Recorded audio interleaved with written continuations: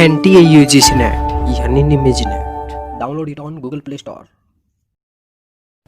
Subscribe कीजिए हमारे YouTube channel को और दबाइए बेल आइकन ताकि आप पास के हमारी आने वाली वीडियो बढ़े आसानी से।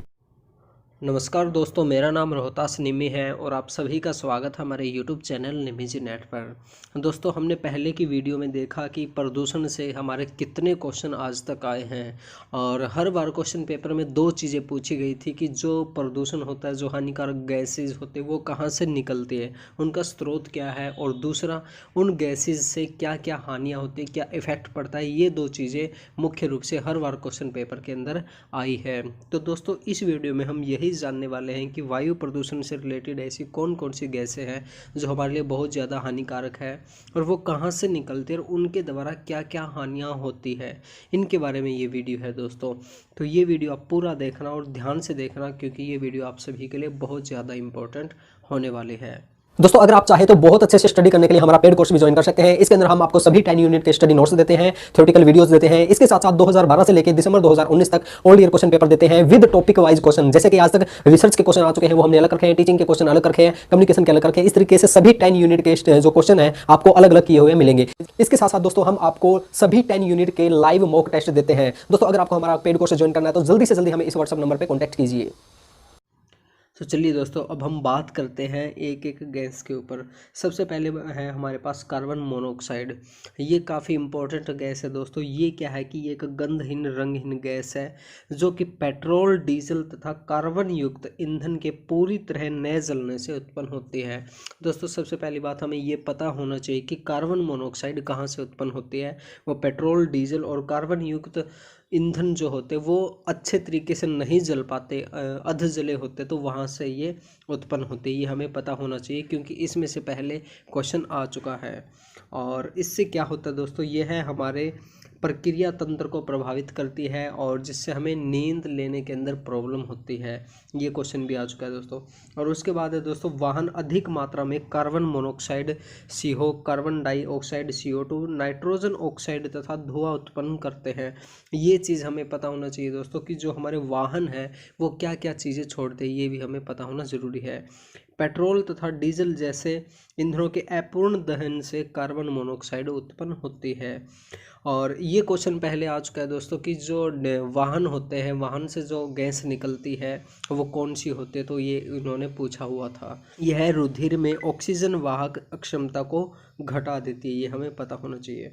आगे हम बात करते हैं दोस्तों कार्बन डाइऑक्साइड CO2 की। यह प्रमुख ग्रीन हाउस गैस है दोस्तों। CO2 के बारे में हमने काफ़ी अच्छे तरीके से पढ़ा है और CO2 उत्सर्जन की हमने एक वीडियो बनाई थी। तो CO2 उत्सर्जन में से भी काफ़ी क्वेश्चन आज तक आए हैं। तो जो CO2 उत्सर्जन है दोस्तों वो कहाँ कहाँ से होता है, ज़्यादातर हमारा कोयले से होता है। और जो कोयला है दोस्तों वो सबसे ज़्यादा चीन के अंदर जलाया जाता है, उसके बाद में स्थान आता है भारत का। तो CO2 के बारे में हमने बहुत अच्छे तरीके से एक वीडियो की हुई है, वहाँ से आप इसके बारे में अच्छे से जानकारी ले सकते हैं। और ये दोस्तों अन्य प्राकृतिक गैसों के जलाने से भी उत्पन्न होते हैं। उसके बाद है दोस्तों हमारे पास लेड यानी कि PB। यह पेट्रोल, डीजल, लेड बैटरी, बाल रंगने के उत्पादों आदि में पाया जाता है। प्रमुख रूप से बच्चों को प्रभावित करता है। अब देखिए दोस्तों, जो लेड है, लेड से अभी तक करीब 2 बार अपने क्वेश्चन आ चुके हैं, 2 से 3 बार। तो ये हमारे लिए काफ़ी इंपॉर्टेंट है। ये कहाँ से उत्पन्न होता है दोस्तों, जो हमारे पेट्रोल डीजल के जो वाहन होते हैं, जो तेल होता है, तेल के अंदर लेड की मात्रा मिलाई जाती है ताकि हमारा जो वाहन है अच्छे तरीके से चल सके। अब वाहन तो हमारा अच्छे तरीके से चलता है लेकिन हमारे एनवायरनमेंट को ये काफ़ी नुकसान पहुंचाता है। यह रासायनिक तंत्र को प्रभावित करता है, कैंसर को जन्म दे सकता है तथा अन्य पाचन संबंधी बीमारियां पैदा कर सकता है। तो ये चीज़ हमें पता होना चाहिए। आगे बात है दोस्तों हमारे पास ओजोन की, ओजोन O3। अब ये देखिए दोस्तों, ये ओजोन O3 ये क्या है, ये हमारे लिए लाभदायक भी है और हानिकारक भी है। ओजोन क्या है दोस्तों, यह वायुमंडल की ऊपरी सतह पर पाई जाती है। यह महत्वपूर्ण गैस हानिकारक अल्ट्रावायलेट किरणों से पृथ्वी की रक्षा करती है। अब ये दो काम करती है दोस्तों, जो एक तो सबसे पहला काम तो ये करती है कि जो अल्ट्रा वायलेट किरणें होती है सूर्य से जो आती है उनसे हमें बचाती है, सबसे पहला काम ये करती है। और जो दूसरा हानिकारक काम ये करती है कि अगर ये लेयर पृथ्वी के ऊपर यहाँ पे आ जाए तो ये हमारे लिए काफ़ी हानिकारक साबित हो सकती है। तो एक तरह से ये हमारे लिए लाभदायक है और दूसरी तरफ ये हानिकारक है। और इससे क्या होता है दोस्तों, इससे आंखों में खुजली जलन पैदा होती है और आंखों में पानी आने लगता है। और इससे और क्या होता है दोस्तों, इससे न्यूमोनिया के प्रति प्रतिरोधक शक्ति को कम करती है, यानी कि न्यूमोनिया जो है वो हमें ज़्यादा होने की संभावना होती है। और इसके अंदर देखते हैं दोस्तों, और है हमारे पास नाइट्रोजन ऑक्साइड NOx, यह धुआं पैदा करती है। इसमें से एक बार क्वेश्चन आया था दोस्तों कि जो अम्लीय वर्षा है वो किस किस से मिलके बनती है। तो अम्लीय वर्षा के बारे में हम आगे अच्छे से पढ़ेंगे। तो यहाँ पे जैसे नाइट्रोजन ऑक्साइड की बात करते तो यह अम्लीय वर्षा को जन्म देती है, ये हमें ध्यान रखना जरूरी है। यह पेट्रोल डीजल कोयले को जलाने से उत्पन्न होती है। अब कई चीज़ें ऐसी है दोस्तों जो एक ही चीज़ जलाने से काफ़ी तरह की गैसें उत्पन्न हो सकती हैं। यह गैस बच्चों को सर्दियों में सांस की बीमारियों के प्रति संवेदनशील बनाती है। इससे क्या है, सांस की बीमारियां हो सकती है बच्चों के अंदर।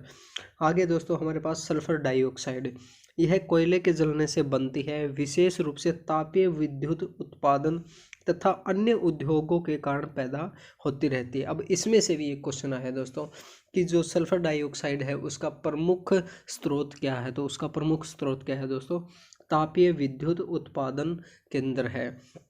यह धुंध कोहरे अम्लीय वर्षा को जन्म देती है। अब देखिए यहाँ आ गया ना, अम्लीय वर्षा को जन्म देती है ये भी, SO2 भी, और तरह तरह के फेफड़ों की बीमारियां पैदा कर सकती है। तो ये चीज़ हमें पता होना चाहिए दोस्तों। इसमें और भी चीज़ें दी हुई है दोस्तों, जैसे कि पेट्रोलियम परिसंस्करणशाला, यानी कि पेट्रोलियम जो रिफाइनरी होती है उसके अंदर क्या होता है, सल्फर डाइऑक्साइड तथा नाइट्रोजन डाइऑक्साइड ज़्यादातर मात्रा में वहाँ से उत्पन्न होती है। तो दोस्तों आप यहाँ से पढ़ लेना, बिल्कुल आसानी से यहाँ पे दिया हुआ है। और आगे हम बात करें दोस्तों सस्पेंडेड पार्टिकुलेट मैटर, यानी कि SPM की बात करें, ये क्या होता है दोस्तों, जो धुएं क्या होता है दोस्तों, जो हमारी हवा के अंदर छोटे छोटे जो कण होते हैं वो लटके रहते हैं। इससे क्या होता है कि एक धुंध के जैसा अपना वातावरण बन जाता है, जिससे क्या है कि हमारी विजिबिलिटी है वो बहुत कम हो जाती है और सांस लेने में हमें दिक्कत होती है, और जिससे क्या होता है श्वसन क्रिया तंत्र प्रभावित हो जाता है। और आगे हम बात करें दोस्तों धूम कोहरे की, धूम कोहरे के अंदर भी ये वही चीज़ है दोस्तों कि किस तरह से ये होता है और इसके अंदर क्या क्या प्रॉब्लम हमें हो सकती है। आप यहाँ से पढ़ लेना बिल्कुल आसानी से। और आगे दोस्तों हमारे पास मोस्ट इम्पॉर्टेंट है क्लोरोफ्लोरोकार्बन CFC। अब देखिए सबसे पहला जो क्वेश्चन इसमें से आता है वो ये आता है कि CFC कहाँ कहाँ से उत्पन्न होती है, और इसमें से करीब 3 से 4 बार क्वेश्चन आ चुके हैं, मैंने पहले की वीडियो में आपको बताया है। तो इसमें हम देखते हैं कि जो CFC है वो कहाँ कहाँ से उत्पन्न होती है। ये जो हमारा रेफ्रिजरेटर है, एयर कंडीशन है, एरोसोल है और फोम जो है, पैकिंग सामग्री है, उन सभी से हमारी CFC उत्पन्न होती है। और इसमें से 3 क्वेश्चन अभी तक आ चुके हैं दोस्तों, मैं बता रहा हूँ। तो ये चीज़ आपको ध्यान में रखना जरूरी है, CFC कहाँ कहाँ से उत्पन्न होती है। उसके बाद दोस्तों जैसे कि CFC के द्वारा वायुमंडल की ओजोन परत खराब होती जा रही है, और ओजोन परत सूर्य से आने वाली हानिकारक पराबैंगनी किरणों से हमें बचाती है, ये चीज़ हमें पता है। तो जो CFC जो है दोस्तों वो सबसे ज़्यादा हानिकारक किसके लिए, हमारी ओजोन परत है, ओजोन लेयर, उसके लिए बहुत ज़्यादा हानिकारक है। आगे हम बात करते हैं दोस्तों हम अम्ल वर्षा की, ये हमारे लिए काफ़ी इंपॉर्टेंट है दोस्तों, इसमें से क्वेश्चन आने की संभावना है।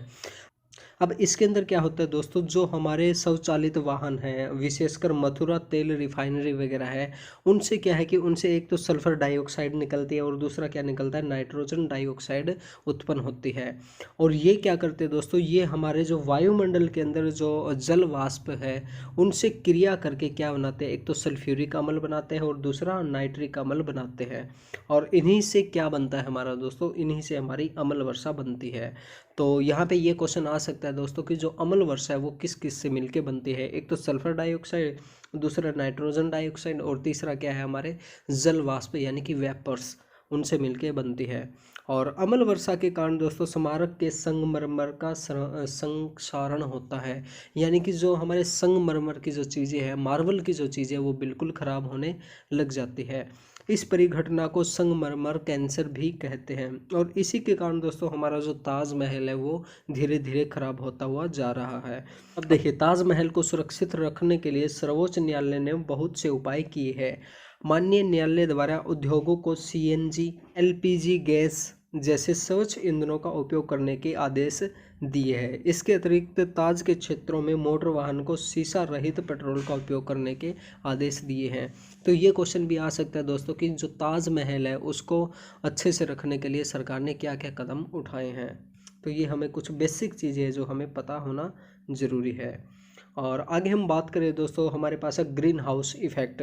अब देखिए, ग्रीन हाउस इफेक्ट के अंदर क्या होता है अब देखिए इसमें क्या होता है दोस्तों, सूर्य की किरणें वायुमंडल से गुजरने के पश्चात पृथ्वी की सतह को गर्म करती है। इसके अंदर क्या होता है दोस्तों, जैसे कि सूर्य की किरणें हैं, ये मान लिया हमने सूर्य, ये सारी की सारी किरणें पृथ्वी पर यहाँ पे आ रही है, ठीक है। ये क्या करेगी, ये हमारी पृथ्वी को गर्म करेगी। अब हम आगे देखते हैं दोस्तों, आगे क्या होता है। कुछ भाग परावर्तित होकर वापस अंतरिक्ष में लौट जाता है, ठीक है। और परावर्तित विकिरणों का कुछ भाग वायुमंडल में रुक जाता है। ये रुका हुआ विकिरण पृथ्वी को और गर्म करता है।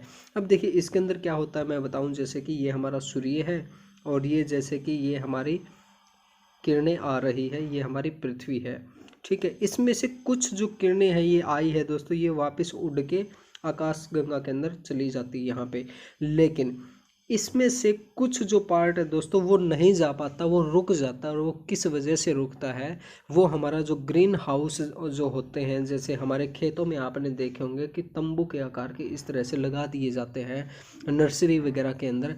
तो वो क्या करते हैं कि वो इन किरणों को वापस नहीं जाने देते। इस वजह से हमारी जो पृथ्वी है उसका टेम्परेचर और भी ज़्यादा इंक्रीज हो जाता है। तो इसे हम क्या कहते हैं दोस्तों, इसे हम ग्रीन हाउस इफेक्ट कहते हैं।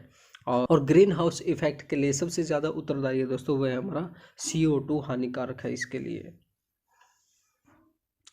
और दोस्तों अब बात आता है कि हमारे ग्रीन हाउस है उसके अंदर कौन कौन सी गैसें सबसे ज़्यादा प्रमुख रूप से भाग लेती है। एक तो जैसे कि जल वाष्प है, ये इसके अंदर भाग लेता, आप यहाँ से पढ़ लेना, बिल्कुल आसानी से आपको समझ में आ जाएगा। जल वाष्प मतलब यानी कि हमारे वातावरण के अंदर छोटे छोटे जो कण होते हैं, पानी की वेपर्स जो होते हैं, उन्हें हम कहते हैं।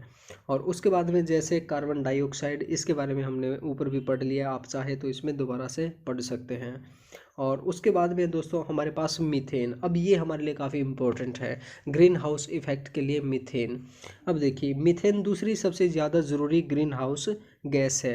ये कार्बन डाइऑक्साइड की तुलना में ज़्यादा शक्तिशाली होती है। वैसे ये कार्बन डाइऑक्साइड की तुलना में कम कंसंट्रेशन में मौजूद होती है। इसके अलावा मीथेन गैस कार्बन डाइऑक्साइड की तुलना में बहुत कम समय के लिए रहती है। अब देखिए यहाँ पे इन दोनों का कंपैरिजन किया हुआ है।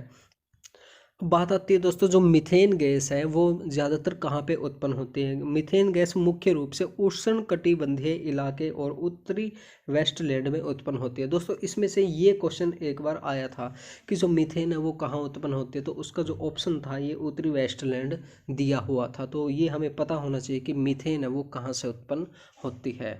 और आगे हम बात करते हैं दोस्तों ओजोन O3 की। तो ओजोन के बारे में भी हमने पीछे पढ़ा है कि ओजोन क्या होती है। तो अब बात आती है दोस्तों हमारे पास नाइट्रस ऑक्साइड और फ्लूओरेटेड गैस।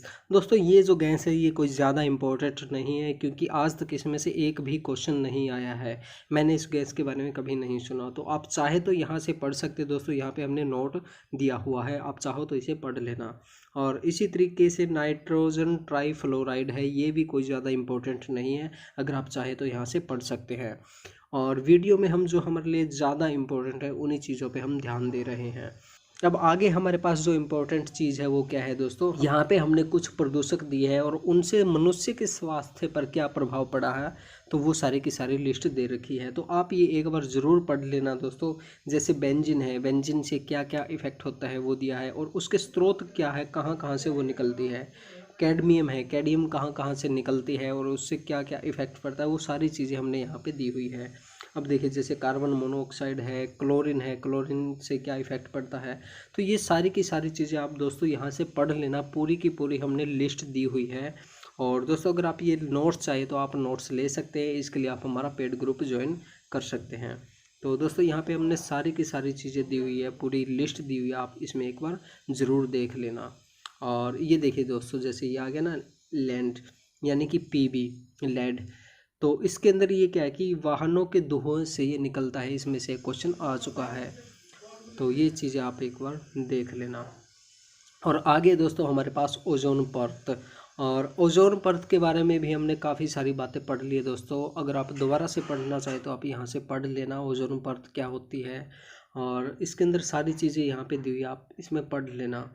और उसके बाद दोस्तों हमारे पास जो मोस्ट इम्पॉर्टेंट चीज़ है वो हम पढ़ लेते हैं, वो है हमारे पास वायु गुणवत्ता सूचकांक, एयर क्वालिटी इंडेक्स, AQI। अब इसके अंदर क्या होता है दोस्तों, ये हम देखते हैं। यह स्वच्छ भारत अभियान के तहत 17 अक्टूबर 2014 को वायु गुणवत्ता सूचकांक जारी किया गया था।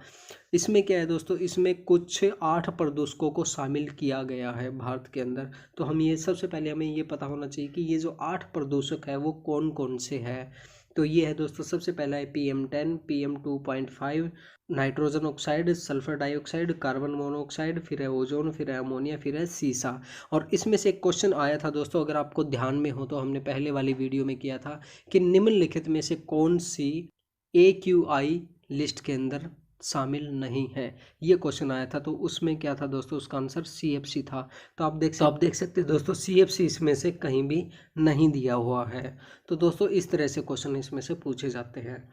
और उसके बाद में एक और जो इसमें इम्पोर्टेंट चीज़ है दोस्तों, AQI जो इंडेक्स है, उसका इंडेक्स का मतलब क्या है कि जो 0 से 50 की रेंज जो होती है वो अच्छी मानी जाती है, और उसका कलर क्या होता है, ग्रीन होता है। उसके बाद में 51 से 100 तक जो होता है मॉडरेट, यानी कि उसको हम कुछ हद तक सही कर सकते हैं, जो उसका रंग होता है येलो होता है। उसके बाद में अगर इसकी वैल्यू 101 से 150 तक आ जाए तो ये अनहेल्थी फॉर सेंसिटिव ग्रुप के लिए मानी जाती है, और इसका जो रंग है दोस्तों वो आ जाता है ऑरेंज आ जाता है। तो आप ये जो पूरा का पूरा ग्राफ है ये भी आप देख लेना दोस्तों, क्या पता इसमें से एक क्वेश्चन आ जाए कि एयर क्वालिटी इंडेक्स 151 से 200 तक किसके लिए सूचक है, इसमें से ये चीज़ पूछ सकते हैं। तो ये हमारे लिए थोड़ा सा इम्पोर्टेंट है। और भी चीज़ें यहाँ पे दी हुई, अगर आप चाहें तो यहाँ से पढ़ सकते हैं, ये कुछ ज़्यादा इम्पोर्टेंट चीज़ नहीं है। और उसके बाद में दोस्तों हमारे पास राष्ट्रीय वायु गुणवत्ता निगरानी कार्यक्रम, यानी कि national air quality monitoring programme, NAMP। अब इसके अंदर सबसे पहले तो हमें इसकी फुल फॉर्म पता होना ज़रूरी है, क्योंकि कई बार इसमें से डायरेक्ट फुल फॉर्म भी वो पूछ लेते हैं। अब देखिए इसके अंदर क्या है दोस्तों, वायुमंडल के प्रमुख प्रदूषक carbon monoxide, sulphur dioxide, ammonia, lead, nitrogen dioxide एवं कण पदार्थ है। इसका कार्यान्वयन केंद्रीय प्रदूषण नियंत्रण बोर्ड द्वारा किया जाता है। इसका मुख्य उद्देश्य चुनिंदा शहरों में वायु की गुणवत्ता के बारे में जानकारी देना है। तो दोस्तों ये इसमें से कुछ इम्पोर्टेंट चीज़ है। तो देखा कि हमारे लिए कौन कौन से प्रदूषक इम्पोर्टेंट है और उनका सोर्स क्या है और उनसे क्या क्या इफ़ेक्ट पड़ते हैं। इनमें से मैं दोस्तों बार बार कह रहा हूँ कि 2 क्वेश्चन ज़रूर आएंगे ही आएंगे। तो इस वीडियो को आप चाहे तो दोबारा देख सकते हैं, पूरे के पूरे जो नोट्स है उसको अपनी कॉपी में नोट कर सकते हैं। तो दोस्तों आज के लिए बस इतना ही। अगर आपको हमारी वीडियो अच्छी लगी तो इस वीडियो को लाइक कीजिए, शेयर कीजिए, कमेंट कीजिए। और दोस्तों अगर आपने अभी तक हमारा चैनल सब्सक्राइब नहीं किया है तो प्लीज़ हमारे चैनल को सब्सक्राइब कर लीजिए और घंटी का बटन ज़रूर दबाइए, ताकि आप हमारी आने वाली वीडियोज़ को आसानी से देख सकें। थैंक यू दोस्तों आज के लिए बस इतना ही। अगर आपको हमारी वीडियो अच्छी लगी तो इस वीडियो को लाइक कीजिए, शेयर कीजिए, कमेंट कीजिए। और दोस्तों अगर आपने अभी तक हमारा चैनल सब्सक्राइब नहीं किया तो प्लीज़ हमारे चैनल को सब्सक्राइब कीजिए और घंटे का बटन ज़रूर दबाइए, ताकि आप हमारी आने वाली वीडियोज़ को आसानी से देख सकें। थैंक यू दोस्तों।